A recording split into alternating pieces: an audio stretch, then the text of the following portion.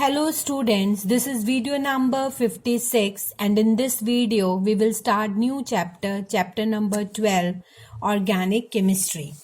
Students, this topic is very important and interesting also. First, introduction of the chapter. The word organic means pertaining to life, or we may say organic compounds are the compounds which are obtained from living sources like plants and animals. On the other hand, inorganic compounds are the compounds which are produced from minerals or non-living sources. For example, blue vitriol, common salt, potassium nitrate, bases, salt, all these are inorganic compounds. On the other hand, organic compounds like sugar, starch, proteins, which are obtained from natural sources. And the branch of science that deals with organic compound is known as organic chemistry. Since these organic compounds are obtained from nature, it was believed that they are the products of vital force theory, which states that all the organic compounds are obtained from the natural sources. But Friedrich Wöhler was the first scientist who discovered first organic compound in the lab, that is urea, from inorganic compounds ammonium cyanate.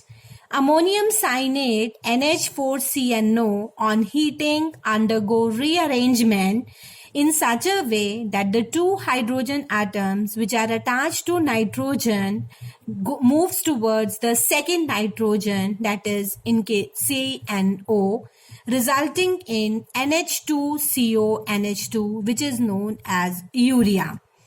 After that, Cope was another scientist who prepared acetic acid, which is an organic compound, in the lab. And third was Berthelot. He synthesized methane gas in 1856. In this manner, many more organic compounds were synthesized in the lab, and they are studied in a separate branch of science known as organic chemistry, and it is essentially the chemistry of carbon compound. So according to new definition, organic compounds are the compounds which are made up of carbon, and organic chemistry is the study of carbon compounds.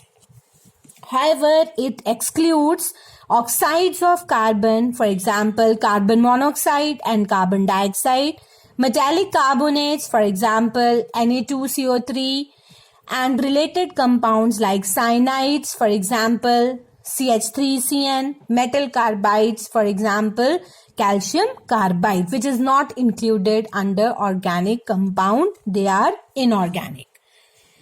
Sources of organic compound. First is plants. Compounds like sugar, starch, cellulose, and drugs, they are obtained from plants and considered as organic compound.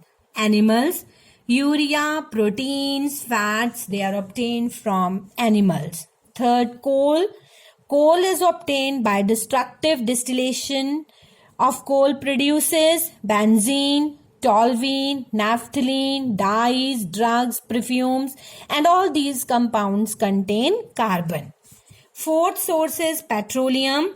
A large number of organic compounds, they are obtained by distillation of petroleum like gasoline, fuel gases, petrol, naphtha, all these are made up of carbon.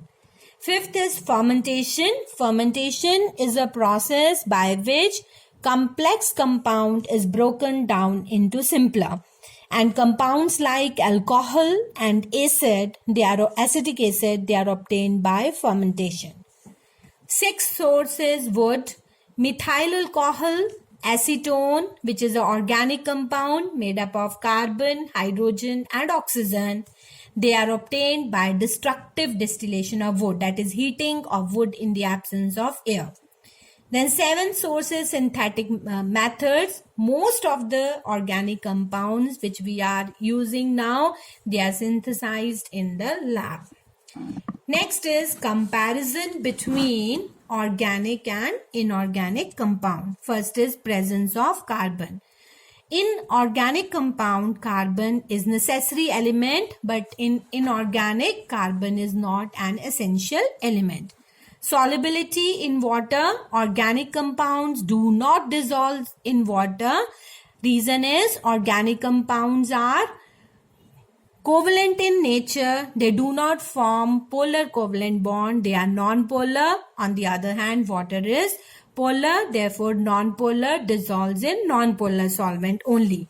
Inorganic compound contains positive and negative charges, therefore they dissolves in water, which carries partial negative charge in oxygen and partial positive charge in hydrogen. Solubility in organic solvent. Organic compounds are soluble in organic solvent like alcohol, benzene and chloroform, because all these are non-polar solvents. So non-polar dissolves in non-polar, which does not carry any charges. Inorganic compounds do not dissolve in organic solvents. Melting and boiling point. As the bond formed in organic compound is covalent in nature, therefore they have low melting and boiling point and easily decompose on heating.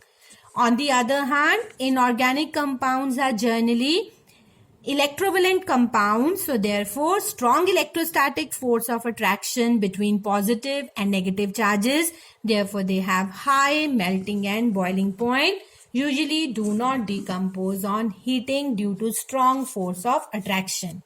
Conductivity, combustibility, fifth point, they are inflammable, that is they catch fire easily. Best example is of alcohol, acetone, ether. They easily catch fire, whereas inorganic compounds do not burn easily. Bonding, organic compounds form covalent bonds. For example, in methane, carbon forms a covalent bond with hydrogen. Inorganic compound, most of them form ionic bond, for example, NaCl. Then is isomerism. Isomerism is a special phenomena which is shown by organic compounds which have same molecular formula but different structural formula. Structures are different but the formula is same. This topic we will do in detail ahead of the chapter. Inorganic compounds, no such phenomena is shown by inorganic compound.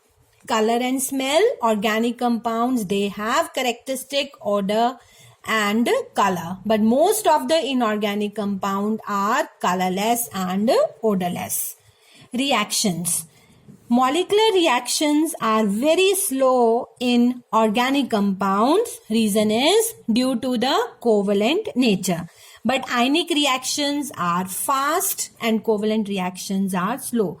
Ionic reactions, why they are fast? Because positively charged ion immediately combines with the negatively charged ion due to strong electrostatic force of attraction between oppositely charged ions, forming a strong bond. Next is applications of organic chemistry. Organic compounds has a wide application. For example, most of the things which we are using in our daily life, they are made up of organic compounds. For example, food we eat, clothes which we wear, plastics, detergents, soap, then carbohydrates, proteins, fats, petroleum, dyes, insecticides, all these are organic compounds. So there is hardly any walk of life where we are not using organic compound.